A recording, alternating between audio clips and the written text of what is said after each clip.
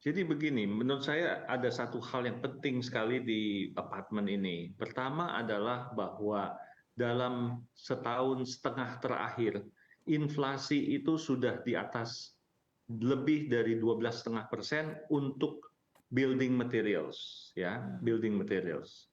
Sudah sampai 12,5%. Malah ada sebagian yang sudah mencapai 15% construction materialnya. Itu pertama.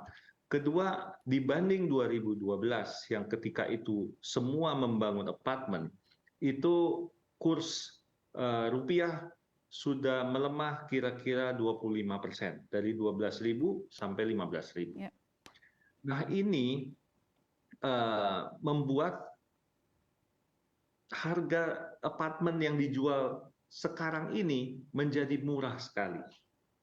Ini yang banyak sebenarnya dari konsumen yang tidak mengetahui bahwa untuk membangun apartemen seperti itu sekarang sudah sulit sekali karena sudah nggak masuk hitungannya. Pertama, construction material sudah lebih tinggi. Kedua, untuk barang import seperti lift, semua mechanical, Hmm. electrical yang harus import itu sudah naik 25% karena pengaruh kurs. Wow. Belum lagi BBM yang naik untuk logistik.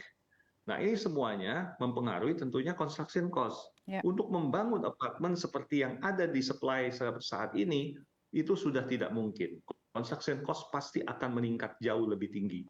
Harga-harga baru nanti yang akan dibangun, misalnya setelah mencapai titik equilibrium, ya, kemudian ada supply baru, pasti harganya jauh lebih tinggi dengan yang ada di stok saat ini. Nah, jadi yang membeli sekarang dengan harga lama, karena harganya ini belum naik, karena dibangun tahun 2010, dibangun tahun 2012, itu harga belum naik.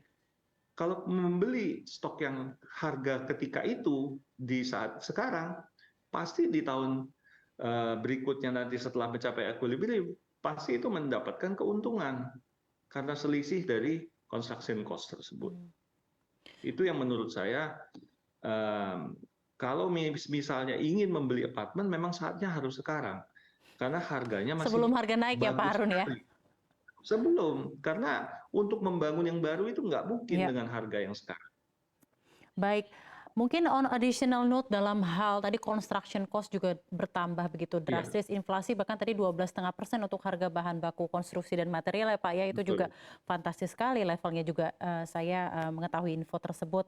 Dalam hal ini apakah di 2023 ini walaupun memang ada kecenderungan demand dari apartemen itu akan pulih dengan adanya pencabutan PPKM dan optimisme Ya. tersendiri pasca pandemi, apakah pengembang seperti Ciputra Development dalam hal ini stance-nya masih akan wait and see dalam mengembangkan apartemen baru?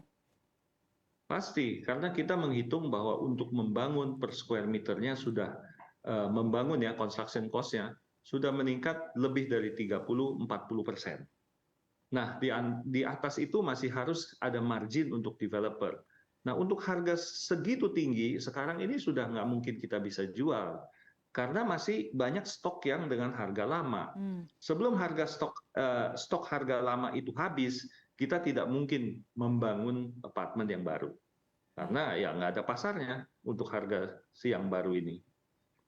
Lalu dalam hal insentif atau regulasi, sepertinya apa dalam hemat pandang apa yang semesti dilakukan pemerintah maupun ya misalnya regulator Bank Indonesia dan lain-lain dalam penetapan kredit ataupun lainnya untuk mendorong demand di tahun ini di 2023 untuk properti, baik untuk apartemen yang memang sudah terbangun dari lama ataupun apartemen yang suplainya baru.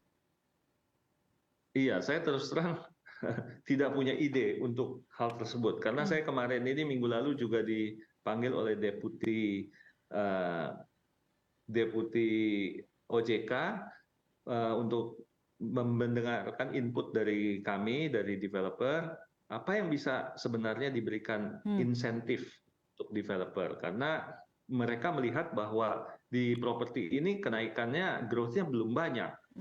Ya, Jadi sudah ada komunikasi artinya ya Pak ya, sudah ada komunikasi developer dan OJK ya Pak ya ternyata. iya, jadi kita menyampaikan bahwa saya juga terus terang bingung kalau kita minta PPN bebas, PPN ditanggung pemerintah lagi, menurut saya kok rasanya nggak mungkin karena pemerintah juga mengharapkan income yang tidak sedikit, mereka mempunyai kebutuhan, apalagi sudah diberikan setahun setengah atau 2 tahun PPN DTP, PPN ditanggung pemerintah. Itu kan sudah diberikan segitu lama.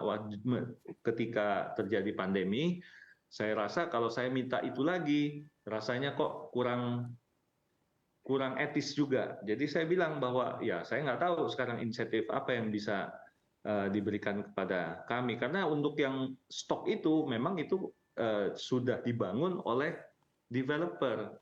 Nah itu Baik. kemungkinan bisa kita minta dari pemerintah daerah, misalnya PBB, PBB.